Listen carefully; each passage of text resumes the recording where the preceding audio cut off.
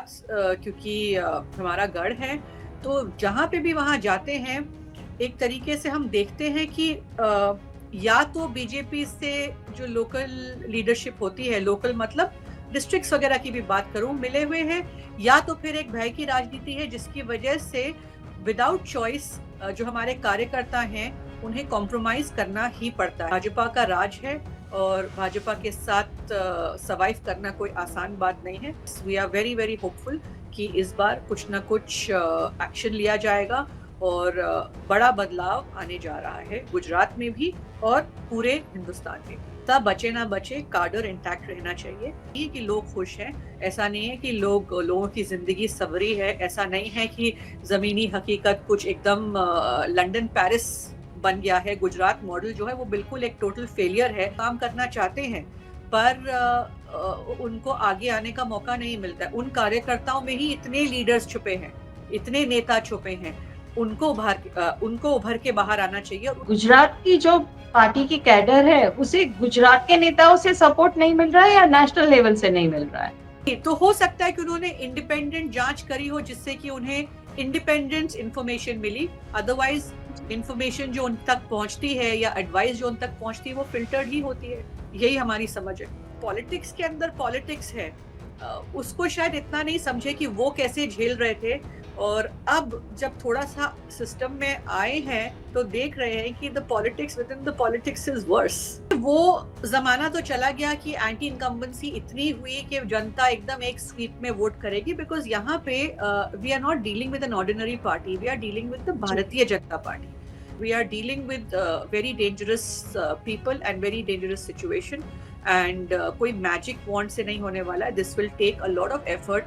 That is why I said कि जो लोग तैयार हैं लड़ने के लिए उनको आगे लाना है, जो लोग कॉम्प्रोमाइज्ड हैं उनको पहचानना है और उनको निकालना है।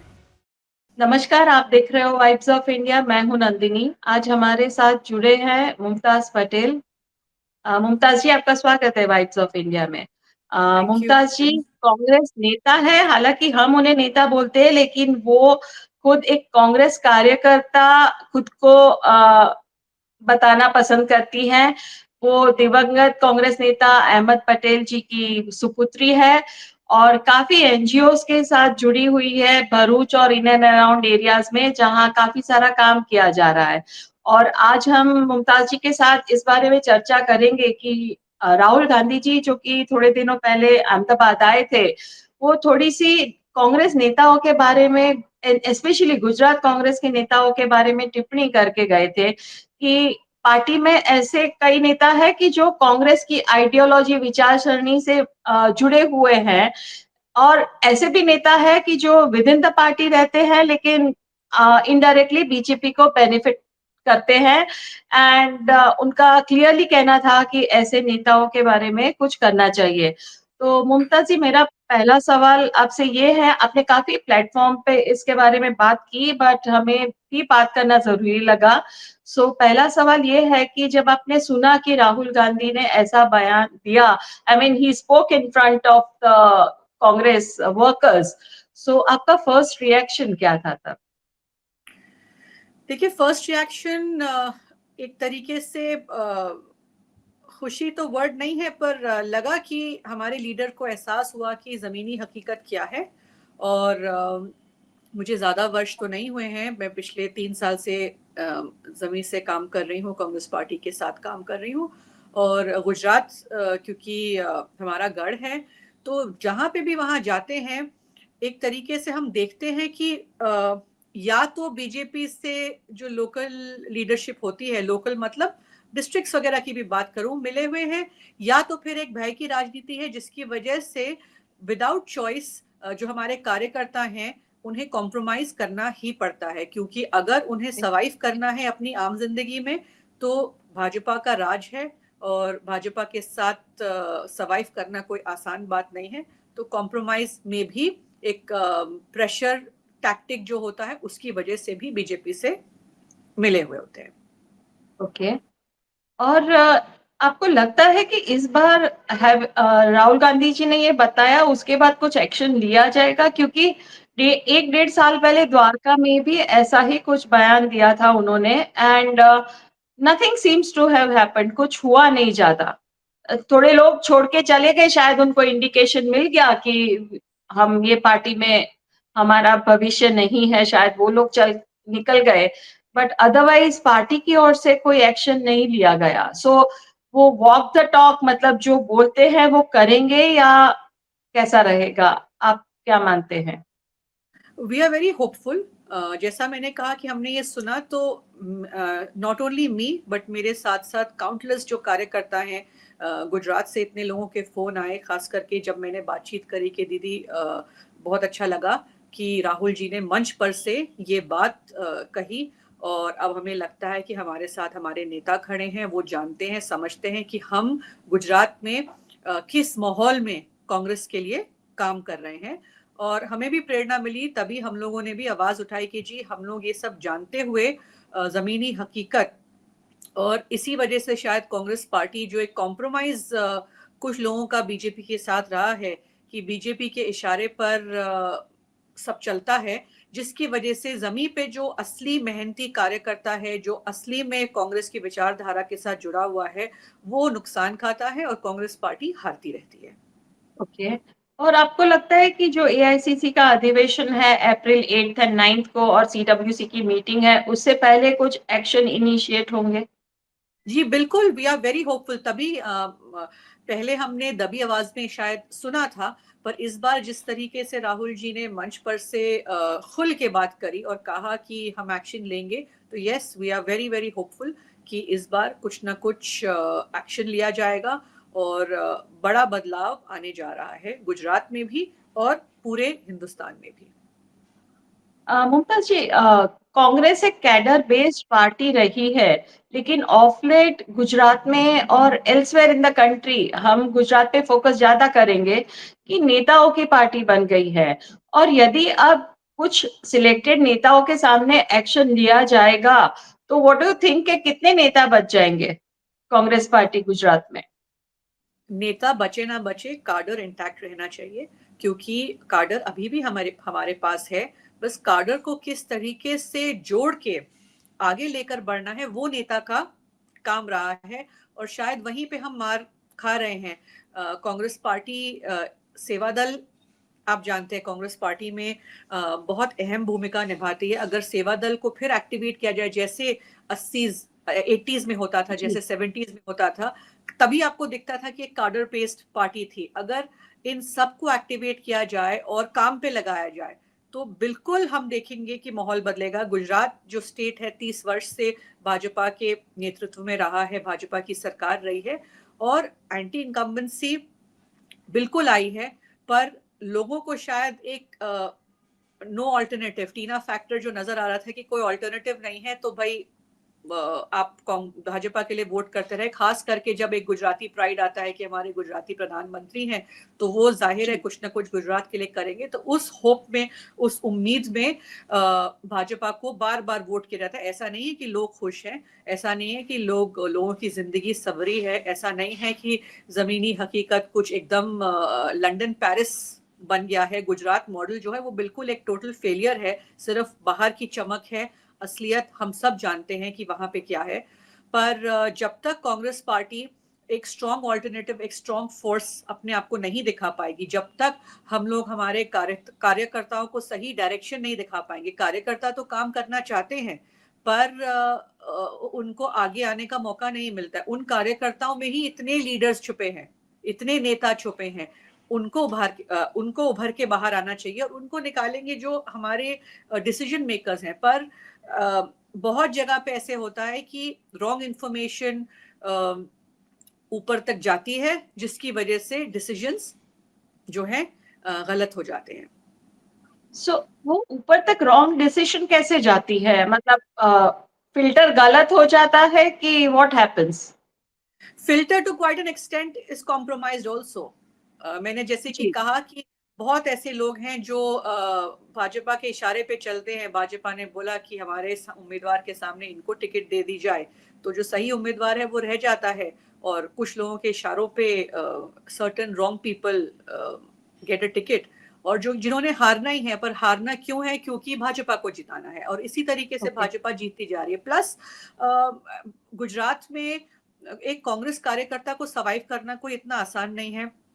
आप जमीनी हकीकत अगर देखें तो पुलिस भी भाजपा की है, शासन प्रशासन सब भाजपा का है। आप कहीं भी करेक्ट। जाएंगे, आपको पंचायत से लेकर, तालुका से लेकर, जिला से लेकर, डिस्ट्रिक्ट से जी। लेकर, फिर कॉन्स्टिट्यूंसी जितनी भी है, मतलब सब जगह भाजपा का ही रूल है, भाजपा के ही लोग हैं। तो एक आम कांग्रेस कार्यकर्ता जो गांव का है, जो जमीन से जुड़ा हुआ है, जो लोगों से जुड़ा हुआ है, वो किस तरीके से खुलकर कांग्रेस की बात भी आके रखेगा? और जब तक उसको ऊपर के नेताओं का समर्थन नहीं मिलेगा तो उसमें भी हिम्मत नहीं आती है। पर जो ये राहुल जी ने कहा, उससे बहुत लोगों को प्रेरणा मिली है और लोग उम्मीद में हैं। जो लोग हार हार के भी कांग्रेस के साथ आजादी के दिनों से अब तक वो और उनके परिवार जुड़े रहे हैं, जो साथ में हैं, वो उम्मीद में बैठे हैं अब कि कुछ बड़ा बदलाव होने जा रहा है। और गुजरात की जो पार्टी की कैडर है, उसे गुजरात के नेताओं से सपोर्ट नहीं मिल रहा है या नेशनल लेवल से नहीं मिल रहा है? आई थिंक जो मेरी समझ है, एक स्टेटस को आ गया है कि जी। आई थिंक ऑपोजिशन में बैठना is very comfortable, okay. with BJP. I think sitting in the opposition, because जो डिसीजन मेकिंग लेवल पे बैठे हुए हैं या जो पावर के साथ बैठे हुए हैं, they are in a very comfortable position because they are in the opposition, but उनके पास सारा पावर है। और शायद उतनी मेहनत एज अ पार्टी हम लोग नहीं कर पा रहे हैं कि हम इन डेप्थ माइक्रो प्लानिंग कर सके जिस तरह से भाजपा करती है, कि हम सही नीचे से लेकर ऊपर तक सही सही कैंडिडेट चुन पाए, उनको सही समर्थन दे पाए, उनको सही गाइडेंस दे पाए, सही डायरेक्शन दे पाए कि वो चुनाव जीत के आ सके। तो यहाँ पे ओके। एक मैंने कहा एक कैजुअल अप्रोच आ गया है, एक स्टेटस को आ गया है, और उसी चीज को बदलना। अगर राहुल जी ने कहा कि 2027 में गुजरात जीतना है, आपने देखा था 2017 में हम बहुत पास आ गए थे सरकार बनाते बनाते गुजरात जी। में, लेकिन वो मोमेंटम शायद नहीं होल्ड कर पाए, और आपने 2022 में सबसे बुरा परिणाम देखा कांग्रेस परफॉर्मेंस। के लिए। जी। मतलब हिस्ट्री ऑफ गुजरात असेंबली में आपने सबसे बुरा परिणाम देखा होगा और कांग्रेस अब के तो लिए। 12 ही बज गए हैं। जी जी बिल्कुल। तो क्यों हमारे लोग छोड़ के जा रहे हैं? कुछ चलिए स्वार्थ हो सकता है, बट कुछ शायद नाराज अपनी पार्टी के साथ भी हैं, तो हमें समझना पड़ेगा और सबको सपोर्ट देना पड़ेगा, सबको मौका देना पड़ेगा कि वो अपनी बात खुल के रख सके, और उनकी जो आपत्ति है, उनकी जो परेशानी है, उनकी जो दिक्कतें हैं, उसको रिजॉल्व भी करना पड़ेगा। A lot of patience is needed, a lot of time is needed, and a lot of strong strict action is needed. जी। राहुल जी गुजरात आते रहे हैं, राजकारण में काफी सालों से सक्रिय रहे हैं। सो आपके हिसाब से इतनी ऐसा बयान देने में इतनी देर क्यों हो गई? और अब जो बयान के बाद एक्शन भी ज़रूरी है। जी, तो हो सकता है कि उन्होंने इंडिपेंडेंट जांच करी हो जिससे कि उन्हें इंडिपेंडेंट इंफॉर्मेशन मिली। अदरवाइज इंफॉर्मेशन जो उन तक पहुंचती है या एडवाइस जो उन तक पहुंचती है वो फिल्टर्ड ही होती है। यही हमारी समझ है। जी। मुमताज जी, पॉलिटिक्स आपके रगों में है। क्या जब अहमद भाई पटेल थे तब उनके साथ कभी भी पॉलिटिक्स का डिस्कशन होता था क्या आपका? पर्सनल नहीं, बट जी सुनते थे, समझते थे, वर्किंग्स तो हम देखते ही थे, पर उन्होंने दूर रखा था हमें। रुचि थी, इस वजह से कान लगा के काफी देखते थे कि हो क्या रहा है। That address was an address full of action. जी। 23 मदर टेरेसा क्रेसेंट मतलब एक हब था जहाँ पे कॉन्स्टेंटली 24 आवर एक्शन चलता था, एंड नॉट ओनली गुजरात, मतलब पूरे देश का जो बहुत सारी मतलब डिसीजंस हैं या फिर मीटिंग्स हैं, लोगों का आना जाना, तो देखा बहुत कुछ है। पर जो पॉलिटिक्स के अंदर पॉलिटिक्स है, उसको शायद इतना नहीं समझे कि वो कैसे झेल रहे थे। और अब जब थोड़ा सा सिस्टम में आए हैं तो देख रहे हैं कि the politics within the politics is worse, and okay. That politics is probably eating up our party, ये जो इन फाइटिंग है, ओके। ग्रुपिज्म है, एंड देन एक टॉप से स्ट्रॉन्ग एक्शन नहीं लिया जाता है, टाइमली एक्शन नहीं लिया जाता है, उसकी वजह से आई थिंक पार्टी घुल रही है। सो कभी आपके फादर ने ये बताया था आपको कि वो आपको कांग्रेस में कहाँ देखना चाहते हैं? वो इंटरेस्टेड थे कि आप एक्टिव पॉलिटिक्स में को ज्वाइन करें? नहीं, नॉट एट ऑल, बिकॉज उनको लगता था कि पॉलिटिक्स इज, वो खुद एक चक्रव्यूह में फंसे हुए हैं और उन्होंने कहा यहाँ से निकलना बहुत मुश्किल है, मैं तो गलती से फंस गया हूँ, लेकिन मैं नहीं चाहता हूँ कि you all get involve, because he always felt that it was not an easy place, एक बहुत टफ जर्नी है, एंड उन्हें लगता था कि हमें इसमें नहीं इन्वॉल्व होना चाहिए। उन्होंने हमेशा कहा था सेवा करो, और सेवा करो सोशल वर्क के माध्यम से, पर उनके लिए शायद ये करना आसान था, क्योंकि उनके पास पावर था, वो एक जी। ऐसी पोजीशन में थे कि अगर सोशल वर्क भी करें तो पीछे से बैक एंड बहुत सपोर्ट आता था। अगर हम सिर्फ सोशल वर्क के माध्यम से सेवा करने जाएं तो it is very difficult, and जितनी समझ मेरी है, जो मैंने उनसे सीखी है, politics is also social work. आप राजनीति में आते जी। हैं जनता की, लोगों की सेवा करने के लिए, तो जो भी माध्यम बने, and result should be benefit to the people. जनता तक आपकी मदद पहुंचनी चाहिए, जिसके लिए पावर बहुत जरूरी है। मैंने एक आध इंटरव्यू में सुना था, आपने ऐसा बोला था कि आप एक फ्रीलांस कांग्रेस वर्कर हो, वो कौन सी डेजिग्नेशन है? तो अगर आप अभी मुझे पूछेंगे, जी कांग्रेस पार्टी में जरूर हूं, पर ये इतना जो महत्व दिया जाता है कि आपका पद क्या है, तो मेरे पास कोई जी। पद नहीं है, पर कांग्रेस की विचारधारा से मैं जुड़ी हूँ, कांग्रेस पार्टी में हूँ। I am a proud member of the Indian national Congress, right. And जहां जहां कांग्रेस के पक्ष में बात रखनी हो, या जहां जहां कांग्रेस के लिए मैं कुछ कर सकूं, तो वो मैं करती हूँ। तो I do it as a freelancer for the Congress Party, not because I have a position in the Congress Party. तो मैं ओके। हमेशा यही कहती हूँ, आप क्या करती है, तो मैं बोलती हूँ I freelance for the Congress party. अगर आप मुझे प्रचार में भेजेंगे तो मैं प्रचार में जाऊंगी, अगर आप मुझे किसी मंच पे बोलने के लिए भेजेंगे मैं वहां जाऊंगी, अगर आप मुझे टेलीविजन पे भेजेंगे मैं वहां बोलूंगी। तो जहां जहां मैं कांग्रेस पक्ष में बात रख सकती हूँ, मैं वो करती हूँ। सो अगले 2-3 सालों में आप कांग्रेस में आपको खुद को कहाँ देखती हैं? देखिए, पार्टी जो तय करेगी, और पार्टी को जहां लगेगा कि मेरी जरूरत है, जहां मैं I can contribute positively towards the party, I take that only as a direction. पर जैसा कि मैंने बहुत सारे अपने इंटरव्यूज में भी कहा कि वक्त आ गया है कि पार्टी में अपनी बात नहीं कर रही हूँ, मैं देखती हूँ ऐसे इतने लोग जो इतने टैलेंटेड हैं, और जो इतनी मेहनत करते हैं, बट वर्षों से वो एक ही स्टेटस को में है, क्योंकि उनको कोई ऊपर आने नहीं देता है। और जो लोग जिनका अच्छा नेटवर्क बन जाता है, जिनकी अच्छी कनेक्शन बन जाती है, शायद जो पावरफुल है इन टर्म्स ऑफ फाइनेंसेस, या फिर उनका मतलब एक दबदबा अलग रहता है, चाहे बिल्कुल टैलेंट भी ना हो, तो उन्हें मौका मिल जाता है।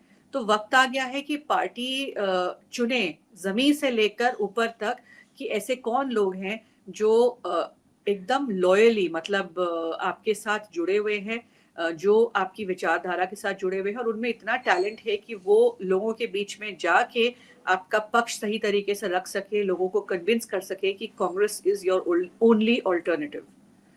ऐसे लोगों ओके। को आपको बाहर लेकर आना है। अ, क्या अभी कांग्रेस में ऐसा सिस्टम है कि स्पेशली आप हो या आपके जैसे और कांग्रेस लीडर्स या कार्यकर्ता ही बोल लीजिए, कि राहुल गांधी जी या सोनिया गांधी जी को डायरेक्टली जाके बात कर सके, आपके दिल की बात कर सको उनसे? और आप राहुल गांधी जी को लास्ट कब मिले थे 1 to 1? To be honest, one to one as such मौका नहीं, पर जी। सभाओं में या फिर कोई सोशल ओकेजन हो, गैदरिंग हो, वहां पे मुलाकात हो जाती है। मिसेस गांधी हैं, प्रियंका जी हैं, सबसे बातचीत होती है। मेरे पास I can say I have the privilege कि मैं डायरेक्टली एक्सेस कर सकती हूँ, पर वो मैं कर सकती हूँ, हमारे कार्यकर्ता सबको ये एक्सेस नहीं मिलता है। तो जी। उन लोगों को पहचानना, उन लोगों को राहुल जी तक या टॉप लीडरशिप तक पहुंचाना, जो बीच में ब्रिज होते हैं, उनका काम है। राइट। तो वहीं पे ओके। शायद एक सिस्टम डेवलप करना चाहिए कि वो लोग सही लोगों को ऊपर तक पहुंचा सके, सही बात ऊपर तक पहुंचा सके, और right information from the ground पहुंचा सके। उसी की अभी हमारी लड़ाई है, उसी उसी की अभी कांग्रेस पार्टी को जरूरत है। जी। और कमिंग बैक टू जो राहुल गांधी जी ने कई नेताओं के बारे में इशारा किया था, पार्टी में क्या इंटरनली उनके नाम लेना शुरू हो गया है क्या? उनके अलग-अलग लोगों के नाम कि कौन हो सकता है? देखिए, इतनी बड़ी बात कही मंच पे से तो बिना कोई इन्फॉर्मेशन के तो करी नहीं होगी। तो we are hopeful and we are sure that Rahul ji ने होमवर्क अपना प्रॉपर्ली किया है, and now we are waiting to see the action. Okay. और नियर फ्यूचर में म्युनिसिपल कॉर्पोरेशन इलेक्शंस आ रहे हैं, 8 म्युनिसिपल कॉर्पोरेशंस के, एंड 27 में असेंबली इलेक्शंस भी है। आम आदमी पार्टी ने थोड़ा अच्छा परफॉर्मेंस किया हुआ है इन द पास्ट, तो आप क्या मानती है कि कांग्रेस को अलायंस में इलेक्शन लड़ना चाहिए, whether it is municipal corporation election या असेंबली इलेक्शंस? देखिए, not at all, this is my personal opinion. आज जी। नहीं, लोकसभा के वक्त भी कहा था, और शुरू से मैं कहती आई हूँ कि गुजरात में तो बिल्कुल अलायंस नहीं होनी चाहिए। दिल्ली में गलती हुई थी 2013 में, जब आम आदमी पार्टी के साथ मिलकर पहली जो सरकार बनाई थी, शीला दीक्षित जी जब हारी थी, जी। और हमारे कांग्रेस पार्टी के 8 विधायक थे, तो उन्होंने आम आदमी पार्टी का को समर्थन दिया, इसी होप में राइट। कि हम लोग भी असेंबली में साथ रहेंगे, सरकार में साथ रहेंगे, तो अपनी जनता के लिए कुछ कर सकते हैं। पर अगले चुनाव में कांग्रेस जीरो पे आ गई। तो आम आदमी पार्टी ने हमेशा बीजेपी की एक बी टीम की तरह काम किया है, कांग्रेस के ही वोटर्स खाए हैं, कांग्रेस के ही वोट्स लिए हैं। तो why should we do an alliance? Delhi में भी इस वक्त हमारे जरूर जीरो आए, पर अगर हम अलायंस करके इलेक्शन लड़ते और आम आदमी पार्टी ही सरकार बनाती, तो इसमें कांग्रेस कहाँ जाती? धीरे धीरे कांग्रेस का वोट शेयर और कांग्रेस के वोटर तो आम आदमी पार्टी को ही शिफ्ट करते। तो मैंने बहुत वोकली लोकसभा के वक्त भी कहा था, नॉट बिकॉज भरूच की सीट इन्वॉल्व थी, कि आम आदमी पार्टी के साथ गठबंधन होनी ही नहीं चाहिए। और एक तरीके से आम आदमी पार्टी शायद इंडिया गठबंधन में भी नहीं होना चाहिए था, क्योंकि okay. It's a party without ideology. In India alliance में अगर आप टीएमसी को ले ले, समाजवादी को ले ले, जितनी बाकी पार्टीज थी, they all come with a certain ideology. Aam Aadmi Party जी। Is a disruptive party. It is okay. It is not a party with ideology, and उसका कोई मैच नहीं करता। और आम आदमी पार्टी ने हमेशा कांग्रेस को बुली करने की कोशिश करी, अलायंस में तो करी है, बट इन्होंने कांग्रेस के अगेंस्ट ही कॉन्स्पिरेसी करके ये पार्टी बनी थी। मैं 2012-13 अन्ना मूवमेंट की बात कर रही हूँ। इन्होंने दिल्ली में हमारी सरकार गिराई, इन्होंने पंजाब में हमारा मैंडेट लिया है, और इन्होंने 2022 का जो गुजरात का चुनाव था, उसमें जो इन्होंने वोट शेयर पाया था 12% आई जी। थिंक, वो या। कांग्रेस का ही वोट शेयर उठाया था। तो फायदा और वो इन्होंने नेशनल हमेशा पार्टी भी बन गई। जी जी, नेशनल पार्टी भी बनी। इन्होंने फायदा बीजेपी का किया। अभी रिसेंटली हरियाणा चुनाव में भी बड़े सही टाइमिंग पे अरविंद केजरीवाल जी को बेल मिली, एंड अलायंस नहीं करके इन्होंने कांग्रेस पार्टी से 1% वोट शेयर ले लिया, और हम लोग सरकार बनाते बनाते चूक गए। 0.75 परसेंटेज वोट से we lost the chance to make a government. So Aam Aadmi Party के साथ अलायंस करना means Congress is digging its own grave. That is my personal opinion, and I think party को ये काफी हद तक समझ आया था, जिस वजह से दिल्ली चुनाव और उसके बाद उन्होंने कहा कि हम कोई गठबंधन नहीं रखेंगे आम आदमी पार्टी के साथ। ओके। और मुमताज जी, 3 सालों में आपने पॉलिटिक्स विद इन जो पॉलिटिक्स है, राजकारण के अंदर का राजकारण, वो भी देख लिया है। तो आपके हिसाब से क्या रीजंस है, 2-3 की रीजंस है कि कांग्रेस इन गुजरात वो भाजपा को नहीं हरा पा रही है, नहीं हराती है? एंड दूसरा कि कोई ऐसी जादू की छड़ी है कि हम कांग्रेस को पावर में देख सके 2027 में? देखिए, वो जमाना तो चला गया कि एंटी इनकम्बेंसी इतनी हुई कि जनता एकदम एक स्वीप में वोट करेगी, बिकॉज यहाँ पे we are not dealing with an ordinary party, we are dealing with the जी। भारतीय जनता पार्टी। एंड 10 साल का जो केंद्र शासन रहा है भारतीय जनता पार्टी का, अभी 11 साल हो रहे हैं, और जो नियरली 30 वर्ष गुजरात में रहा है, एक जी। तरीके से सब कुछ इनके कब्जे में है। फिर जैसा मैंने कहा, पुलिस प्रशासन, अपने आपके जितने इंस्टीट्यूशंस हैं, अब तो हम लोग आरोप लगा ही रहे कि इलेक्शन कमीशन भी इनके हिसाब से काम करती है। आप इलेक्शन के डेट भाजपा के कन्वीनियंस से करते हैं, आप वोटर लिस्ट भाजपा के कन्वीनियंस से तैयार करते हैं, आप वोट परसेंटेज उस हिसाब से डिक्लेयर करते हैं। मतलब कुछ भी होता है, जो अगर अगर कोई कंप्लेंट भी गई तो decision always goes in favour of the Bharatiya Janata Party. Media का वन साइडेड एजेंडा चलता है। Sorry, I don't mean to say everyone, but एक तरीके से जो नैरेटिव चल रहा है वो सब कुछ इन फेवर ऑफ भारतीय जनता पार्टी है, बिकॉज जो मैंने कहा, भय की राजनीति है, fear factor and money factor. पैसा आपके पास है, पावर आपके पास है, और डंडा आपके पास है। तो हम वैसी सिचुएशन में नहीं है कि जनता अगर परेशान भी हो गई तो जनता वन स्वीप में एक जादू की छड़ी चलेगी और कांग्रेस पार्टी जीत के आएगी। नहीं, इसमें कांग्रेस को बहुत मेहनत करना पड़ेगा, कांग्रेस को और अग्रेसिवली लड़ना पड़ेगा, and we have to keep striving and struggling to make people realize कि you are being fooled। एक पट्टी डाल दी गई है लोगों की आंखों पे, क्योंकि हर जगह से एक ही नैरेटिव दिखाया जा रहा है। और दूसरा, जो ये कम्युनल पोलराइजेशन करने की जो बात है, जहां पे धर्म की बात होती है वहां पे लोग इमोशनल हो ही जाते हैं। तो that is something very serious that भारतीय Janata party is playing with, and unfortunately इसमें अगर नुकसान होगा तो सबका नुकसान होने वाला है। As a society, as a collective society, we are all going to suffer and we are all going to fail. But we are dealing with very dangerous people and very dangerous situation, and कोई magic wand से नहीं होने वाला है। This will take a lot of effort. That is why I said कि जो लोग तैयार हैं लड़ने के लिए उनको आगे लाना है, जो लोग कॉम्प्रोमाइज्ड हैं उनको पहचानना है और उनको निकालना है। So Mumtaz ji, thank you vibes of India के साथ जुड़ने के लिए और इतनी अच्छे से चीजों को समझाने के लिए। And going forward we hope कि जो आप बोल रहे हैं वो रियलिटी में ट्रांसलेट हो। राहुल गांधी जी जो बोले हैं, अब एक्शन का समय है, and I think the cadre is looking out for some action from his side. Absolutely, we all are looking up in hope. Thanks a lot. Thank you. Thank you so much.